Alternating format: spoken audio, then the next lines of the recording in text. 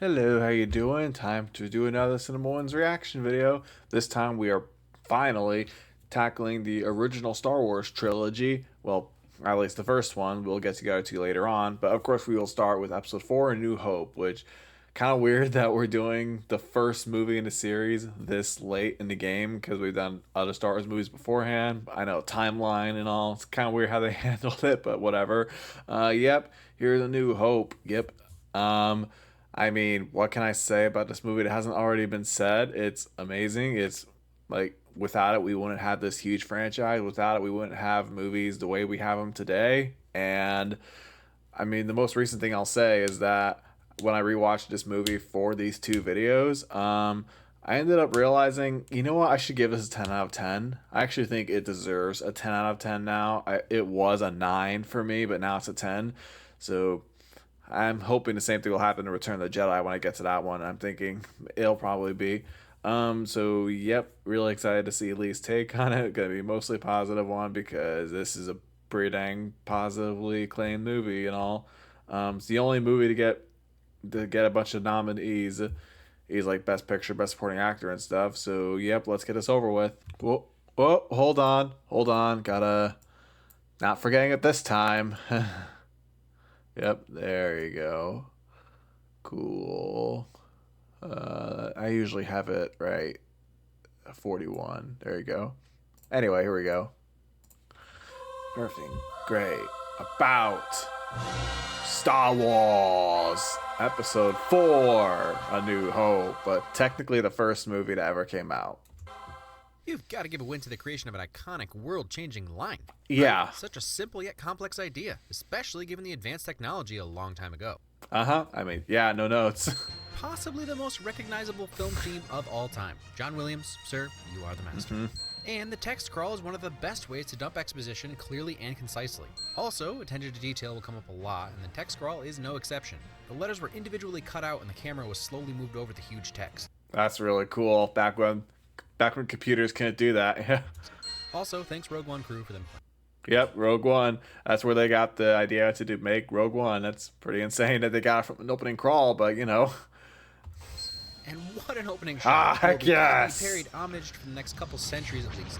You think you're seeing a big spaceship until the Star Destroyer pierces the frame and then grows beyond the borders of the frame. Such a genius way to shoot the Devastator, and really set the stage for the movie. Like literally, I know Spaceballs like took inspiration from that. It's like the Star Destroyer just keeps going and going and going, and you're just like, dude, how big is this ship? It's like shows how big the Empire and menacing they are, how menacing the Empire is. You know what I'm saying? And Spaceballs, I know, had that whole thing with the ship where it just went even longer and longer, parroting that. That was funny. Also, the familiar gives way to foreign as we pan down from what could be Earth's moon to show a second moon-looking body and then a huge planet that's clearly not Earth. Attention to detail is off the chain in this film. They built 2 robot suits from scratch and then roughed them up to be world-worn. We That's joke a lot here cool. at Cinema Wins about anti-stormtrooper aim. Oh, I know. But we're introduced to the stormtroopers not as bumbling idiots who can't shoot the broadside of a Scarif barn, but as tactical soldiers, more like Obi-Wan describes them later. Yep. And what an opening action set piece. Oh, yeah. Right into it. Stormtroopers versus rebels. No, I keep thinking back to. And I mean, obviously, I wasn't alive when this movie came out, but hearing what people described, apparently this was like mind blowing. Like people's like jaws were on the floor when they saw this. That is so mind boggling that this kind of action wasn't that common back in 1977. Like the only other big blockbuster at the time was Jaws. But seeing something with this big of a scale, like this was the first one to really have that, is pretty insane. I just got my Everything Wrong with CinemaSins video for this particular movie just finished uploading. Looks like I don't have to worry about blocking it. That's nice. Unless they change their mind later on, because they've done that sometimes. Anyway, we're getting off track. what an opening action set piece. Right into it. Stormtroopers versus rebels. Doesn't matter how Darth goofy and Vader. chintzy looking his costume is in this movie. Look at him. Look at that samurai-inspired suit that's all beat up from his last scuffle in Rogue One. That's unintentional, because obviously Lucas didn't have Rogue One in mind, but yeah. And why do you think he's my profile picture? Dude, he's awesome. It's like, this costume is almost 50 years old now, and it still is iconic and it looks incredible all these years later. Like, man. He towers over the troopers. Listen to his breathing, his voice. Yeah, David Prowse was tall, like, and breathing, iconic, and James Earl Jones's voice. May he rest in peace. Commander, tear this ship apart until you found those plans. And bring me the passengers. I want them alive. His voice makes your soul shake. I feel bad for David Prowse, but James Earl Jones was the only voice for the job.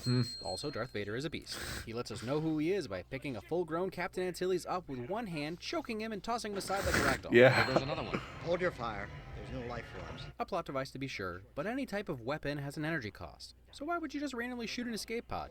Also, Yeah, I remember. Yeah, I kind of stole that when I made my video.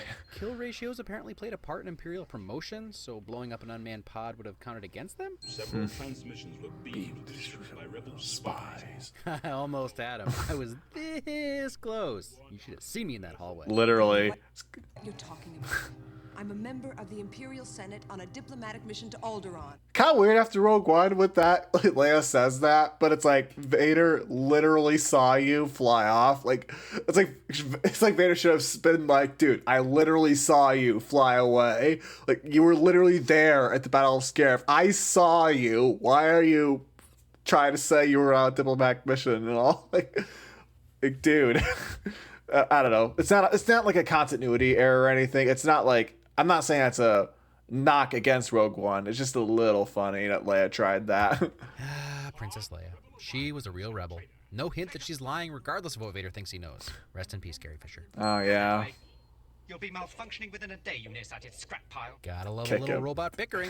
And what a bold narrative move to actually follow the comic reliefs for such a long time in this film. Oh, Fine yeah. From Akira Kurosawa for sure. But we don't even meet the main antagonists until we're well acquainted with 3PO and R2. Do you mean main protagonist? I'm pretty sure that might be a typo, I'm guessing. But yeah, we don't meet Luke until we're well acquainted with 3PO and R2.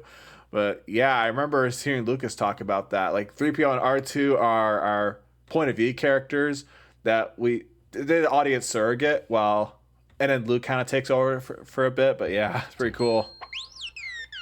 And even though we never know exactly what R2 is saying, he always has an intonation that at least lets you have an idea of what he means.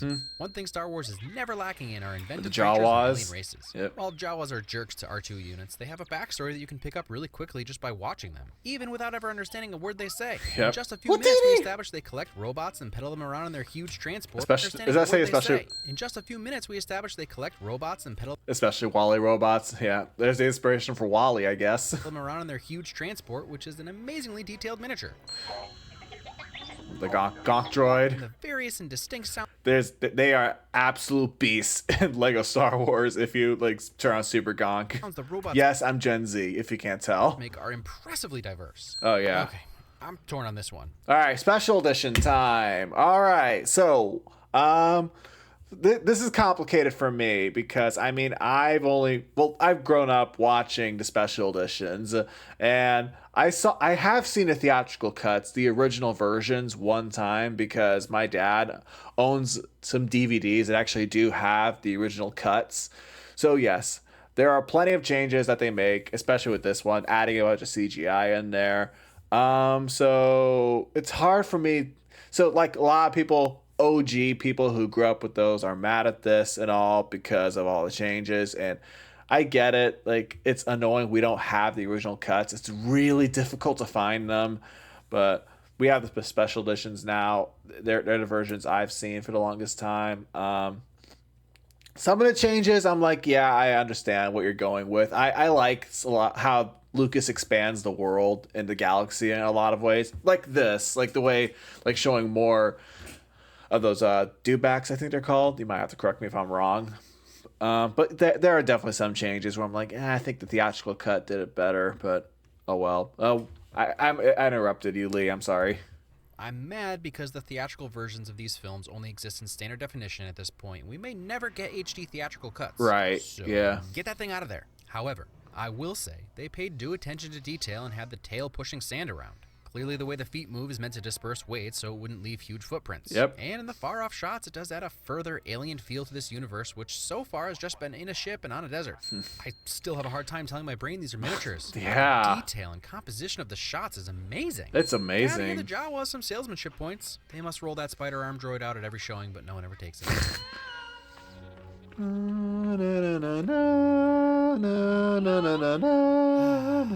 Luke's Man. theme Yeah. just warms your soul. Even if this is your first time seeing this movie, when Luke's around, you feel at home. Oh, that music, it is so nostalgic. It's funnily too. That's literally just the main Star Wars theme, but in a much quieter, more peaceful tone. But yeah, it's really nice because this was back when Luke was the main character, so it would make sense that the main theme would be his theme before eventually it just kind of became the main theme because he then had Anakin and now Rey as main characters. But yeah.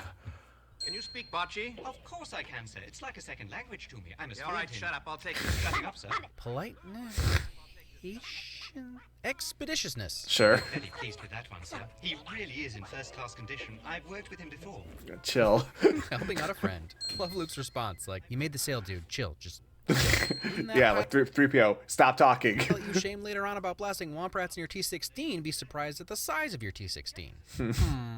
Not unless you could teleport me off this rock. I don't think so, sir. I'm only a droid and not very knowledgeable about such things. You're looking for data. I'm not much Is that Star Trek? I'm pretty sure because I've seen some of Next Generation, but yeah, I'm pretty sure Data was in Star Trek, right? more than an interpreter, and not very good at telling stories. Unless a bunch of Ewoks make me their god. Yeah. But ironically, that could still be true, since it doesn't take any panache to make the events of episode 4 and 5 interesting. That's fair. You're my only hope. Call it a writing crutch, really call it whatever you want. But just as a recap of how powerful the Force is, Leia's ship was being attacked by her biodad. So she sent a hidden message to a man that used to fight with her father and biodad and a droid previously owned by that man. Yeah, That yep. ended up being captured by Jawas and purchased by her bio brother, all on the planet her biodad was born. Yep. The Force will find a way. Yep. And an important plot point that I have noticed some people miss is that Tatooine wasn't a coincidence. Leia was headed there to find Obi-Wan. Last month alone, Oh, we shoot. managed over 8 million. Ad. See, stupid dang ads. Moving on. But my ship has fallen under attack, and I'm afraid my mission to bring you to Alderaan has failed. Blue milk! Oh, actually, here's a fun fact about that, because I brought that up in my Rogue One video. So I put my Rogue One up video up, and then I rewatch A New Hope, so I can make my Everything Wrong with Cinema Sins video on that. Then I got to this clip where Leia says that my mission to bring you to Alderaan has failed. The second I heard that, I was like, "Oh, that's a really good. I should bring that up when I should have." I was like, "Shoot, I should have brought that up when I did Rogue One." And so I real quick wrote a line, and I wrote what I was supposed to say, and I real quick recorded my new line, and then I had to grab this clip off of YouTube and put it in the video, and then I had to take the video off of YouTube and then re-upload it with that new sin.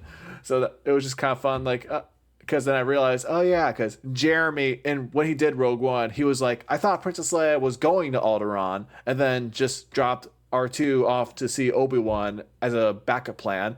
But no, this movie is saying that no, Leia actually did plan on going to Tatooine. That was her plan from the beginning, going to Tatooine, pick up Obi-Wan, head to Alderaan. Problem was, Vader caught up with her. So, yeah, pretty cool how that turned out. Wait. Oh, yeah, blue milk? It's not a reference to anything yet. Oh, fair That enough. actually brings me to one of my favorite things about this movie. There's no world or character intros, other than the text crawl. We're all just expected to figure out what's going on. It's like we're watching a movie made for people living in this universe. Jawas come by to sell you crap, droids are bizarrely second-class citizens, and people drink blue milk that's probably from half beetle, half cow bugalows. That's a really good point, too. Like, they don't, like, give you too much exposition. They allow you to figure everything out. That's a bold move, not explaining so much of this, because it's still like weird for me to think this was the first movie. This was the first time most audiences were introduced to this galaxy. You would think they would explain all this stuff, but they don't. They're just like, no. We're just gonna show everything and then hope the audience can pick up on it, like can figure some of the stuff out on their own. Like, I feel like that's a hard balance to get right, but I feel like they nailed it. I don't think he exists anymore. He died about the same time as your father. People a long time ago in a galaxy far, far away were very fond of using words in tricky ways and telling half-truths if you look at it from their perspective. In other words, lying. Yeah. But Owen had one job. Don't let Vader find Luke. So he was doing his best. Right. Some shots end up being iconic without the DP or director planning on it. The way Lucas lingers on this shot, though, makes me think he had some idea. Maybe. Oh, yeah.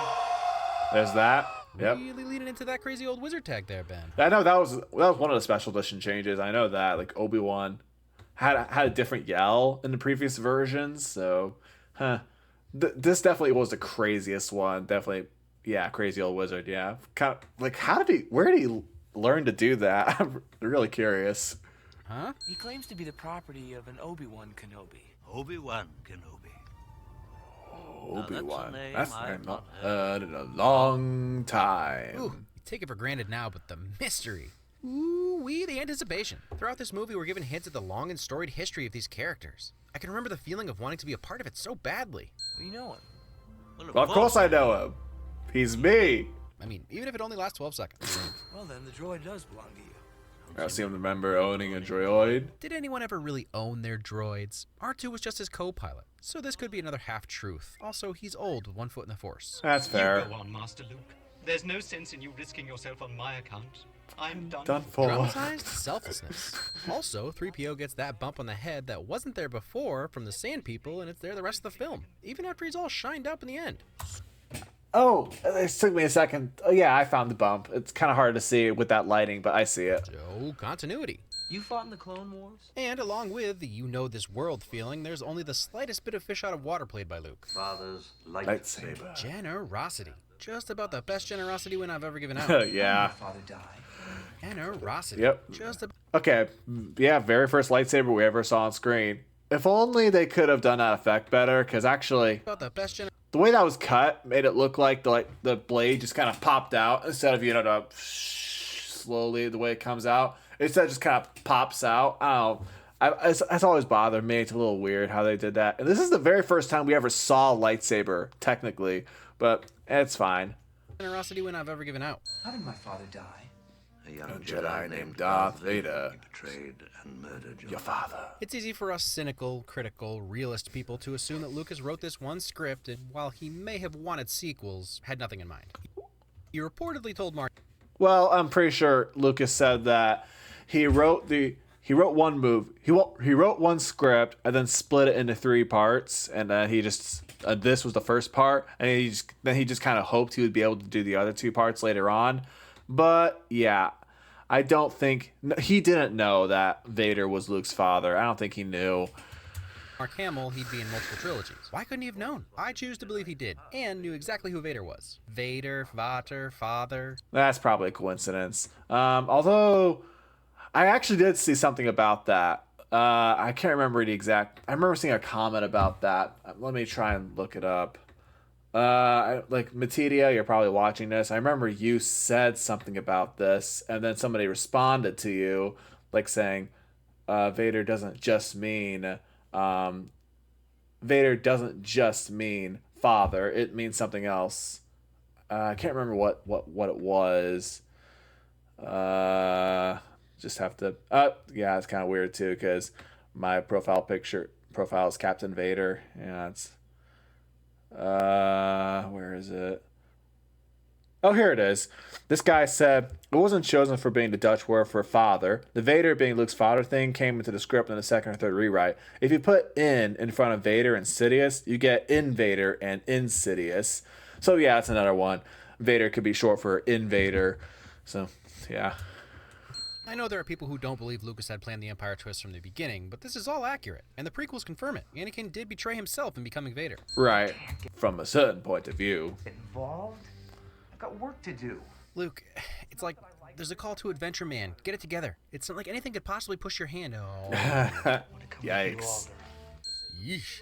I can cut Rogue One some slack when you realize that Tarkin actually looked like CGI of himself. Look at that cheek structure. The ability to destroy a planet Is insignificant next to the power of the Force. Even now, Vader understands one of the main themes of this trilogy, technology versus nature, or in this case, the Force. Your sad devotion to that ancient religion has not helped you conjure up the stolen data tapes, or given you clairvoyance enough to find the rebels' hidden fort.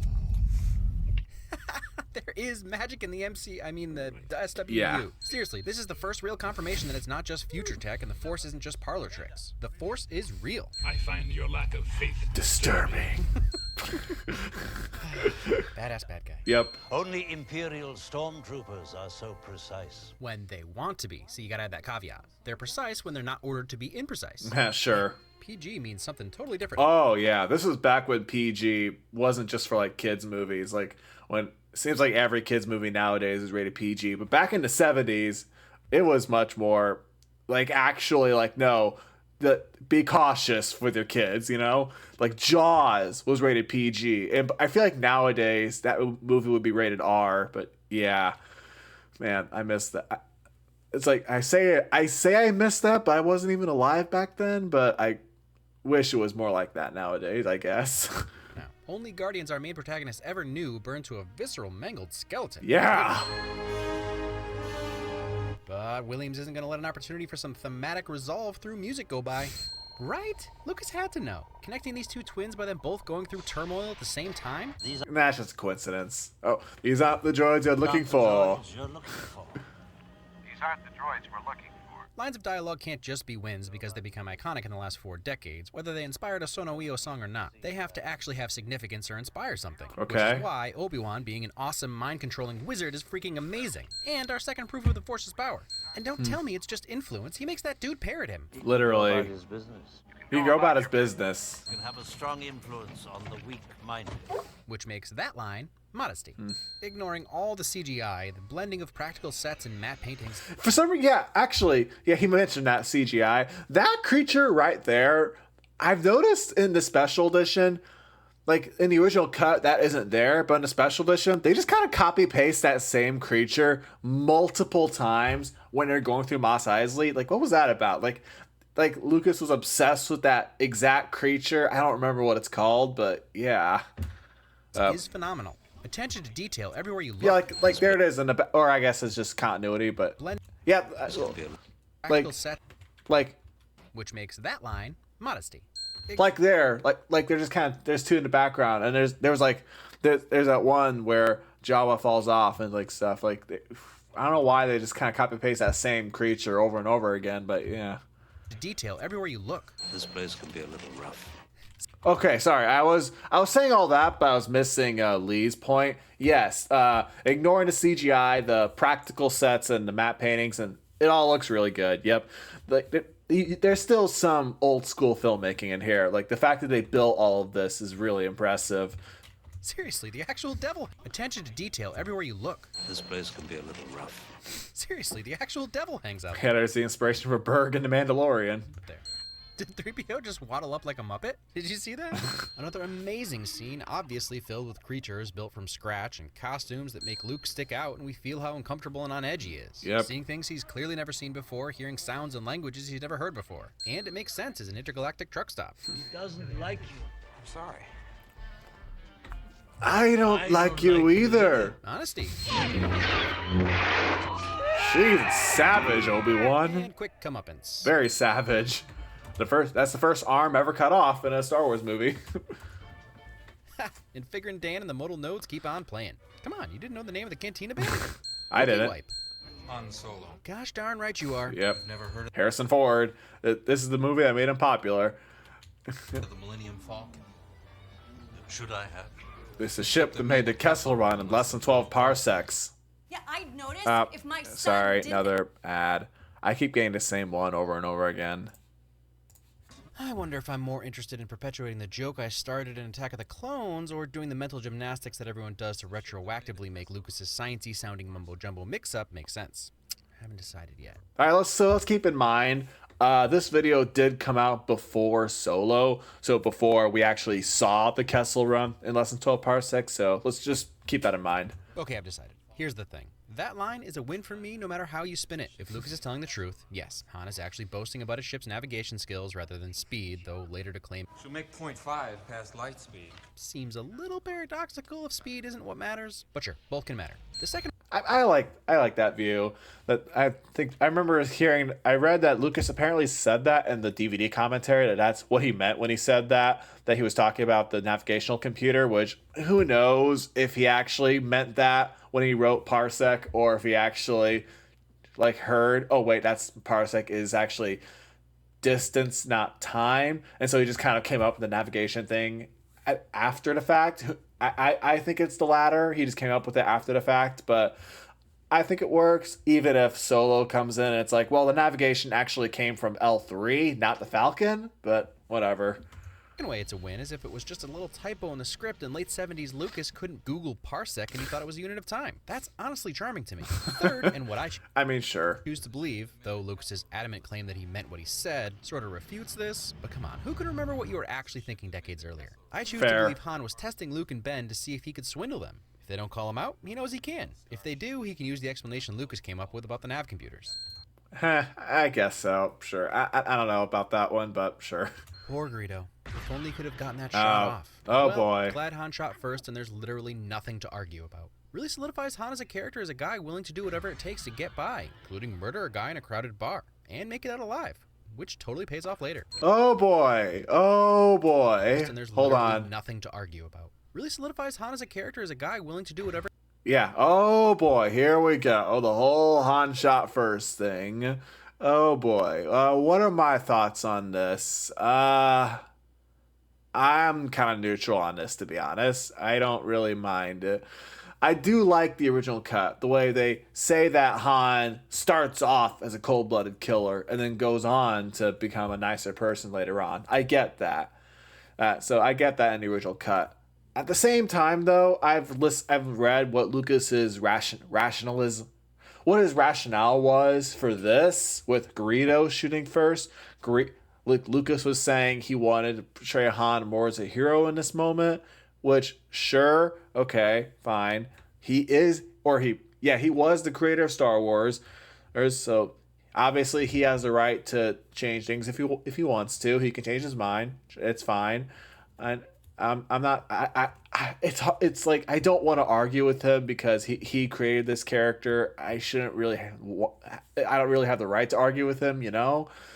At the same time, though, I kind of like the original idea better from the original cut. I don't know. So it's hard. I'm not really like on either side. Like, oh, Han shot first. No, Greedo shot first. I'm not like on either side, either way. I'm just kind of like, okay, it happened. Let's just move on, right? So, yeah, I'm sorry I don't really have a huge take on that, but that's just what I think.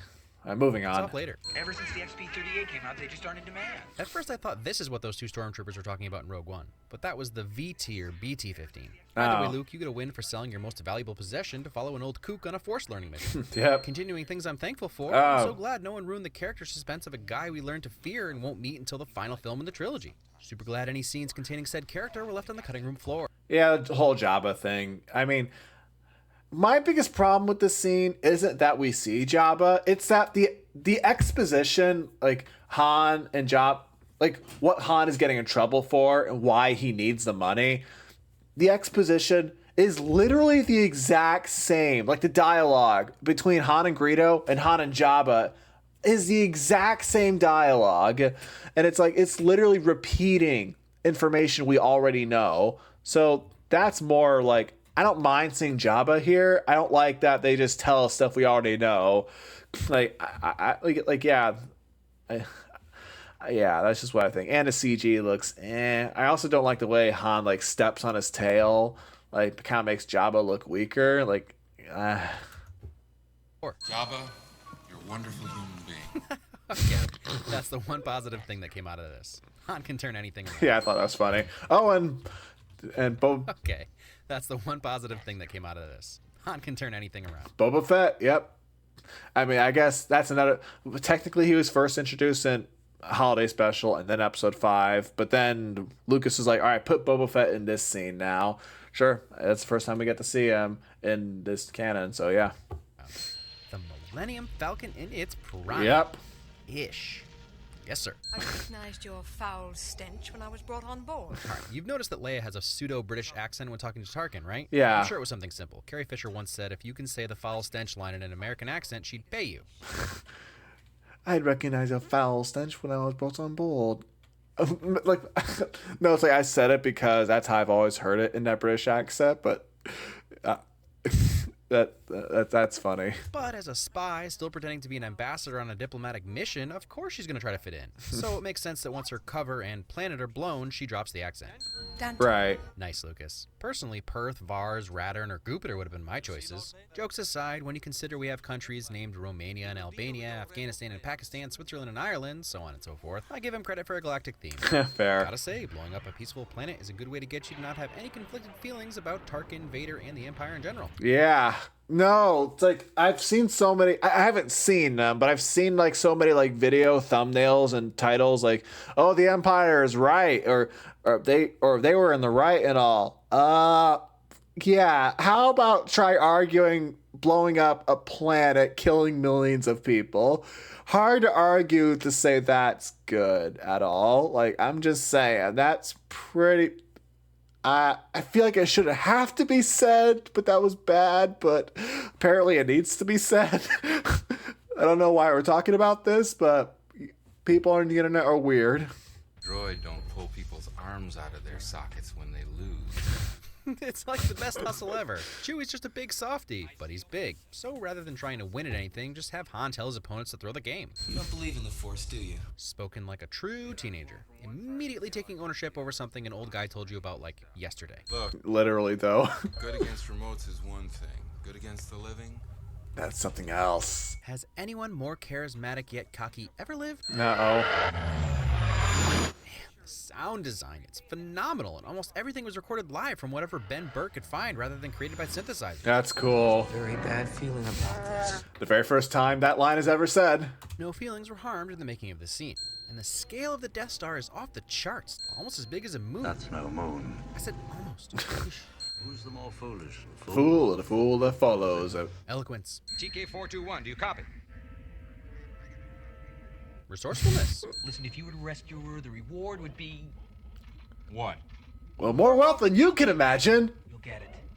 I better. You will. Knowing and playing to your audience. Seems like you only need to convince Chewie, though. I can't see a thing in this helmet. See, that explains that. You're forgiven for your terrible aim, Stormtroopers. Sure. Also, that wasn't Luke saying that line, it was Mark Hamill. But Lucas let it fit, so he left it in. Everything's perfectly all right now. We're fine. We're all fine here now. Thank you. How are you? Negotiation skills.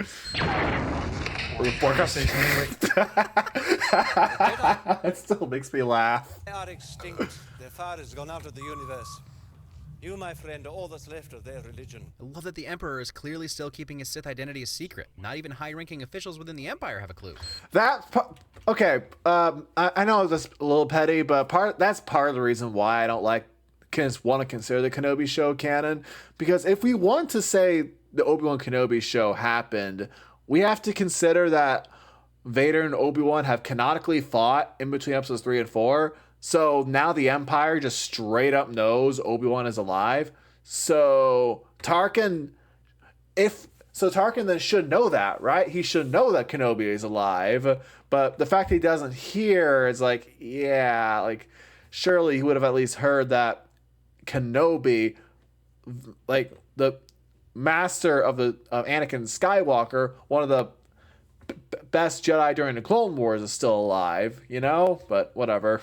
Looks like you managed to cut off our only escape route. Back your cell, Your Highness. This is one great thing that makes the Star Wars films appeal to mass audiences. Action scenes are never straight up fights. They're always some wit and sarcasm and back and forth from our friends. Somebody has to save our skin. That totally, man, he said that, like, that's literally the MCU in a nutshell. Like, this franchise totally influenced the MCU, didn't it? What an incredible smell you've discovered. Compliments? Where? Anywhere! Let go of me, it disappeared! I'm just realizing this is the first instance of there's always a bigger fish. The bigger fish in this case being the garbage masher. Oh, yeah. Bad feeling about this. No feelings were harmed in the making of this scene. You said it twice. The Stormtrooper blocking his head. That's still funny. The door didn't open all the way up, and Luke did say, I can't see a thing in this helmet. so it's absolutely realistic. Though I never noticed he tries to rub his head through the helmet after. If you hurry, you might catch them. Quick thinking from 3PO. Yep. You stand guard. Since it's become painfully clear you can't possibly navigate doors that are a few feet lower Yeah, they have to duck to get under there. than normal. One thing's for sure, we're all going to be a lot thinner. Oh, Ha no ha. matter how deadly the situation, there's always time for a dad joke. Yeah, Somebody because get this big since he later becomes a dad. Can somebody get this big walking carpet out of my way? walking carpet out of my way. Sensitivity. Seeing that new BT-16. So that's what the troopers in Rogue One were talking about. Background small talk from stormtroopers does make you feel a little sympathy for them in the end. Get back to the where are you going? Courage. Yep. And accepting reality. That's okay. He didn't show it. That shot where he runs into that corridor of stormtroopers and there's just tons of them around. That's a good special mission, but it's changed because it's so funny, and I will stand by that. Creepily rescuing your princess sister. I thought. No, she kisses him on the lip. Because I thought she actually kissed him on the lips for a second. I mean, she does that in the next movie anyway, but you know, she kisses him on the lips though. Creepily rescuing your princess sister. Yeah. Just the attention to detail when they. Close the blast door. And I assume it's just as fun to watch when they. Open the blast door. Oh man. Okay, I'm sorry. First look at Vader's saber, and of course it's red. Yep. His composure and confidence is the same in Rogue One, even if he had a little more energy for showmanship then. Torturing Leia and dealing with rebels for the last few days, maybe a week. Anyway, it would be tiring. Sure. And you've heard this argument before, but these are two old friends, almost long-lost brothers. Not looking to show off in force power, just dueling. Almost for old time's sake. One is sure. at least an octogenarian, and the other is more machine than man. They already had their big knockdown, drag-out battle on Mustafar where they threw everything they had at each other. Yeah, this is the real rematch of the century, Kathleen Kennedy, not the weird thing you had in the Kenobi show. But yeah, it's fine. It's just, you can tell they couldn't really figure out how to do lightsaber fights yet, but it's fine for what it is.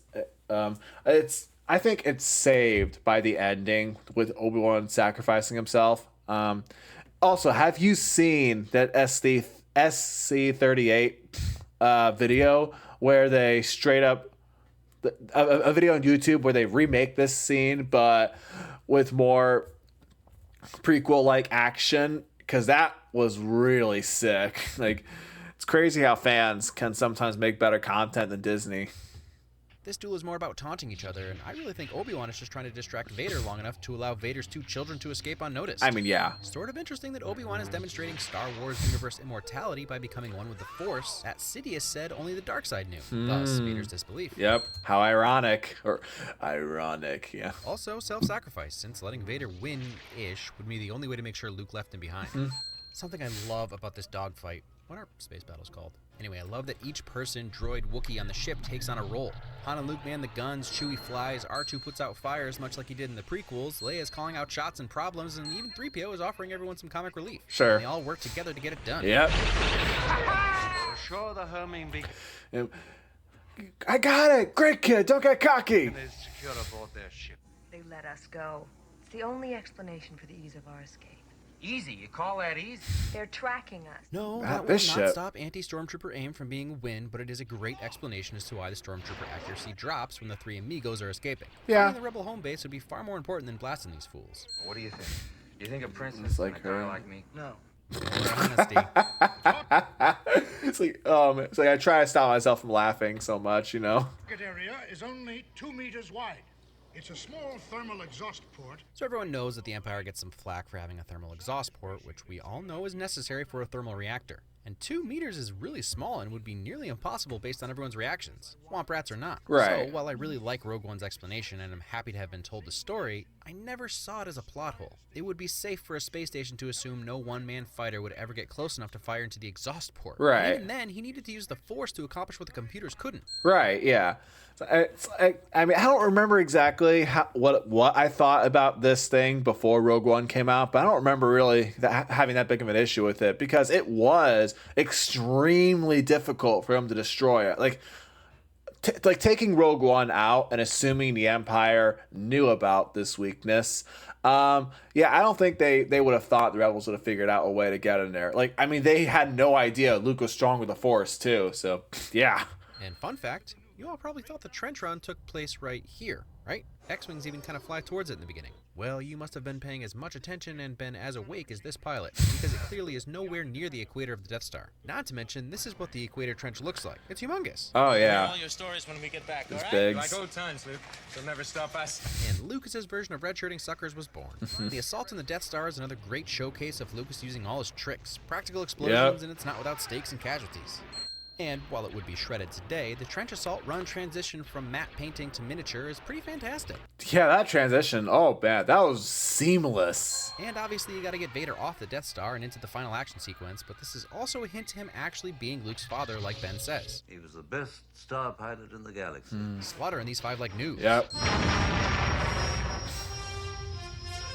And up until Red Leader dies, there's little to no score during the entire attack, really adding to the tension. That's cool. What?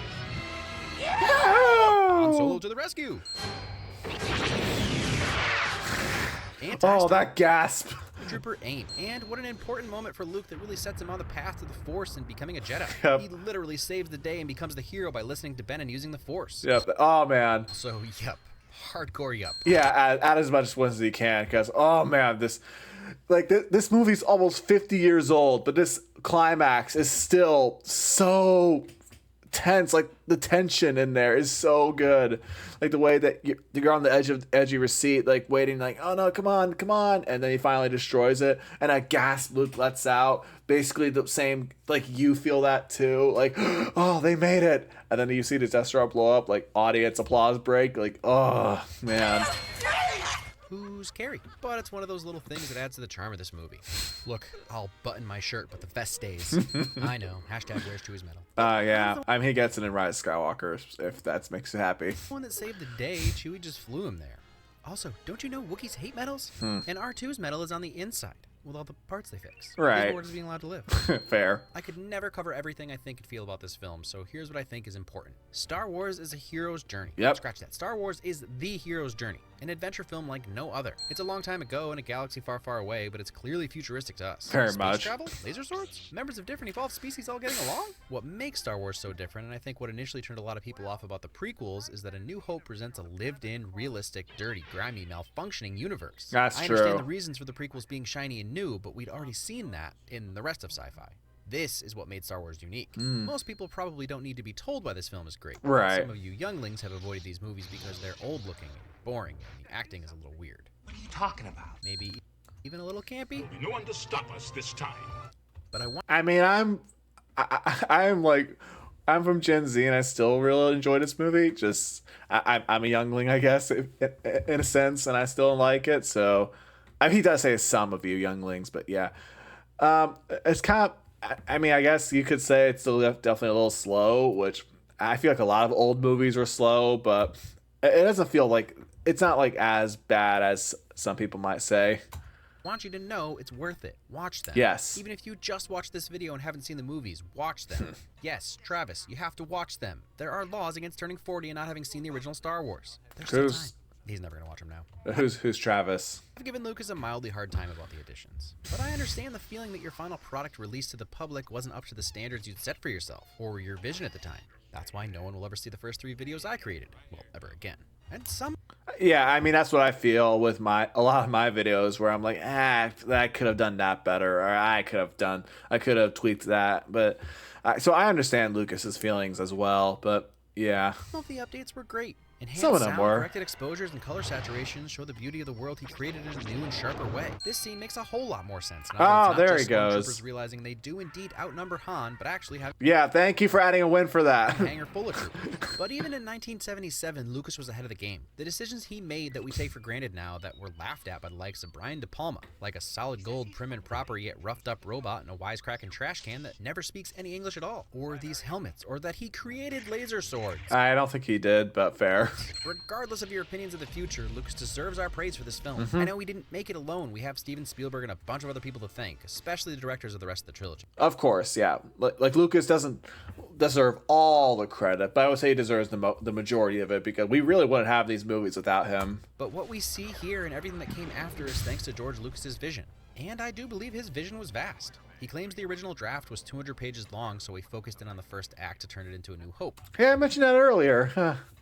wow. It's amazing how small this story actually is when you consider the entire saga. What is it, like a week? That's, Ironically, yeah. the movie my wife thinks is a little slow was a breakneck pace in the 70s. Like I talked about already, no world intros, no explanations. It's just taken for granted that we know what's going on and gives us an insider feeling, making the world so enticing. And that's just the world. The characters are on their own level. Here's where the fun begins. Luke's progression through these films is such a satisfying character arc. Yep. I'll obviously get into it more as we move through the trilogy, but we're introduced to Luke as a young, tad whiny, But I was going into Toshi Station to pick up some power converters. orphan looking to the stars, believing there's something more to life, a greater purpose. Yep. Everything about Luke in A New Hope is naive. He's bright-eyed even after the death of his aunt and uncle. He's excited to learn about the Force and join Ben in his adventure. He starts out a kid in every sense at the beginning of this film, and by the end has taken his first steps towards being a hero. Yep. In A New Hope, Darth Vader is really nothing more than a symbol to Luke. He represents losing Ben and his father. And I think it's fair to say that since Luke is unaware of his Force power, or even its existence a few days prior, Vader isn't aware of Luke. With only 12 minutes of screen time, I don't think Lucas had any clue how much we would all latch on to Vader. Is that how much time Vader is in this movie?